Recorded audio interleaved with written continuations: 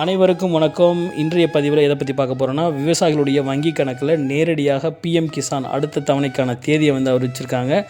இந்த வீடியோவை பார்க்குறதுக்கு முன்னாடி மறக்காமல் சப்ஸ்கிரைப் பண்ணாதவங்க சப்ஸ்கிரைப் பண்ணிவிடுங்க. வாங்க வீடியோக்குள்ளே போகலாம். 3வது முறையாக பிரதமராக பதவியேற்ற நரேந்திர மோடி தனது முதல் கையெழுத்து விவசாயிகளுக்கான நலத்திட்டங்களில் ஒன்றான பிஎம் கிசான் நிதியின் 17வது தவணையை வெளியிடுவதற்கான கோப்பில் கையெழுத்திட்டிருக்காரு. இந்நிலையில் 17வது தவணையினுடைய விவசாயிகளுடைய வங்கி கணக்கில் வரவேற்பதற்காக தேதியும் அறிவிச்சிருக்காங்க. அதாவது எந்த தேதியில் அவங்க கொடுக்க போகிறாங்கன்னு சொல்லியிருக்காங்க.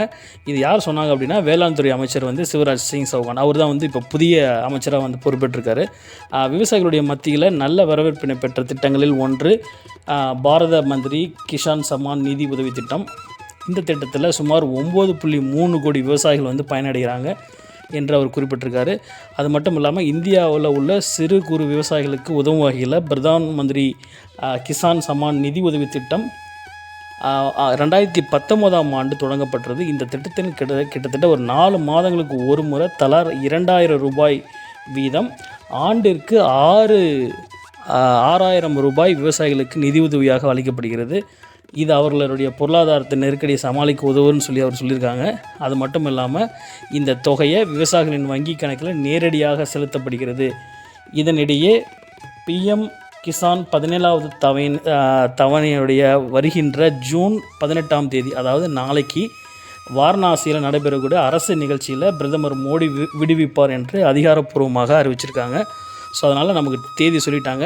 18ஆம் தேதி ஜூன் மாதம் 2024 17வது தவணையை கொடுக்குறாங்க.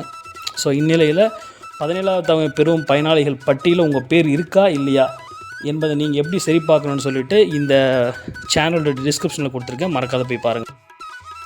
பிஎம் கிசான் யோஜனா மூலம் பயனடையும் விவசாயிகளுடைய அடையாளம் காண சரிபார்ப்பு செயல்முறை அல்லது இகேஒய்சி அவசியமானது. இகேஒய்சி ஆதார் விவரங்கள் நிலை விதைப்பு மற்றும் பிற விவரங்கள் புதுப்பித்த விவசாயிகளுக்கு மட்டுமே அடுத்த தவணைக்கான தகுதி பெறுவார்கள் என்று குறிப்பிடப்பட்டிருக்கு. அதனால் உங்களுடைய பேர் அதில் இருக்கான்னு சொல்லி நீங்கள் சரிபார்க்குற டைம் இது தான். அதனால் எப்படி செக் பண்ணணும், எந்த வெப்சைட்டில் போய் செக் பண்ணணும், எப்படிலாம் செக் பண்ணணும்னு சொல்லிவிட்டு டிஸ்கிரிப்ஷனில் கொடுத்துருக்கேன். தயவுசெய்து போய் பாருங்கள். உங்களை அடுத்த வீடியோவில் சந்திக்கிறேன். நன்றி, வணக்கம்.